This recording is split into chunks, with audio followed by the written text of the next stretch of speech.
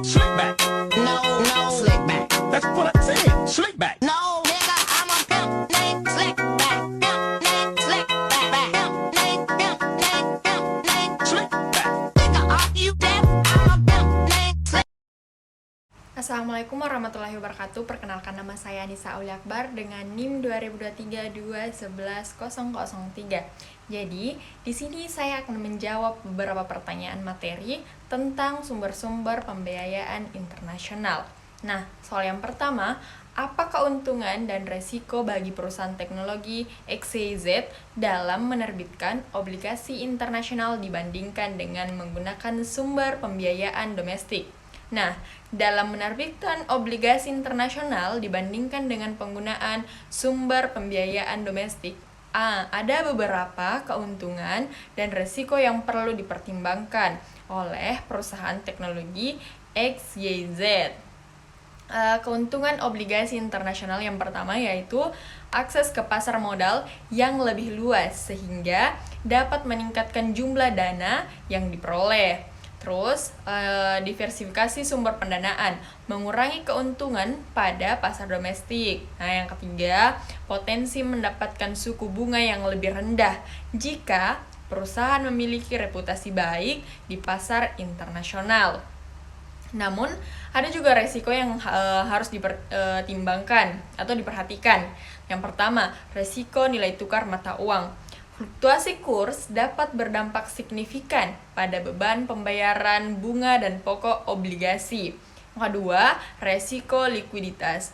Nah, jika pasar obligasi internasional mengalami gejolak. Terus yang ketiga, resiko regulasi dan hukum yang berbeda di yurisdiksi di luar negeri. 4. Biaya penerbitan yang lebih tinggi seperti biaya hukum, peringkat kredit internasional, dan lain-lain. Sebaliknya, keuntungan pembiayaan domestik. Pertama, proses yang lebih sederhana dan familiar. Terus yang kedua, tidak ada resiko nilai tukar. Ketiga, biaya penerbitan umumnya lebih rendah.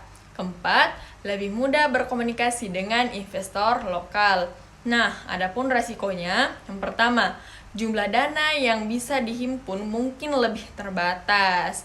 Kedua, suku bunga bisa jadi lebih tinggi. Dan yang terakhir, yang ketiga, ketergantungan pada kondisi ekonomi dan likuiditas pasar domestik.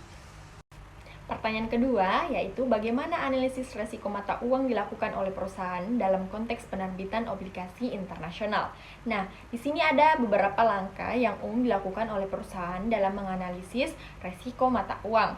Nah, yang pertama yaitu identifikasi resiko. Nah, resiko yang pertama yaitu resiko kurs. Resiko fluktuasi nilai tukar antara mata uang, denominasi obligasi dan mata uang kas perusahaan. Terus resiko kedua yaitu resiko translasi. Resiko perubahan nilai aset dan liabilitas perusahaan yang terdominasi dalam mata uang asing akibat fluktuasi nilai tukar. Terus resiko ketiga yaitu resiko ekonomi. Resiko dampak fluktuasi nilai tukar terhadap kondisi ekonomi secara keseluruhan, seperti inflasi, suku bunga, dan pertumbuhan ekonomi. Terus yang kedua, pengukuran risiko. Nah, yang pertama itu analisis histori, menganalisis tren nilai tukar di masa lampau untuk memprediksi pergerakannya di masa depan. Yang kedua, skenario, mengembangkan skenario berbeda untuk fluktuasi nilai tukar dan menilai dampaknya pada arus kas dan profitabilitas perusahaan. Yang ketiga yaitu model resiko. Menggunakan model resiko kuantitatif untuk menghitung nilai tukar, value at risk, dan indikator resiko lainnya. Terus yang ketiga yaitu mitigasi resiko.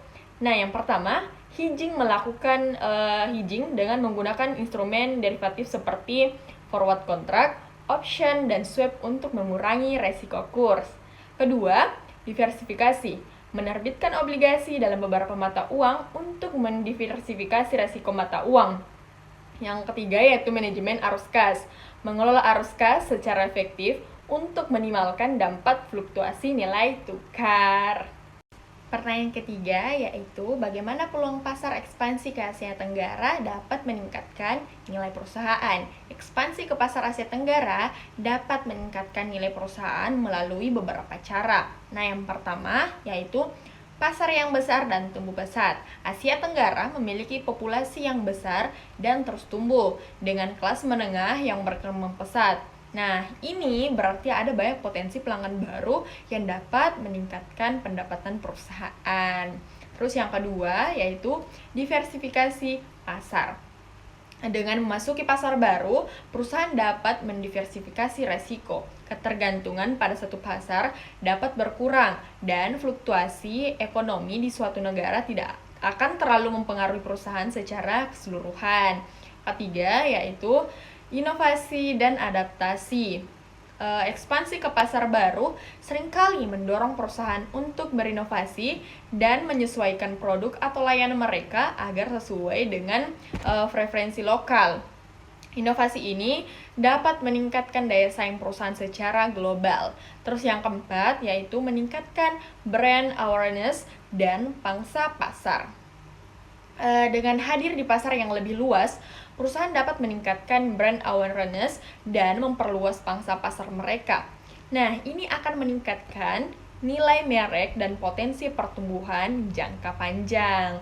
Terus yang kelima yaitu regulasi dan insentif pemerintah. Nah, ada beberapa negara di Asia Tenggara menawarkan insentif bagi perusahaan asing yang berinvestasi, seperti pengurangan pajak atau bantuan dalam hal infrastruktur. Nah, ini dapat mengurangi biaya ekspansi dan meningkatkan profitabilitas. Nah, itu telah tadi penjelasan dari saya. Jika ada kekurangan mohon dimaafkan. Sekian dari saya. Assalamualaikum warahmatullahi wabarakatuh.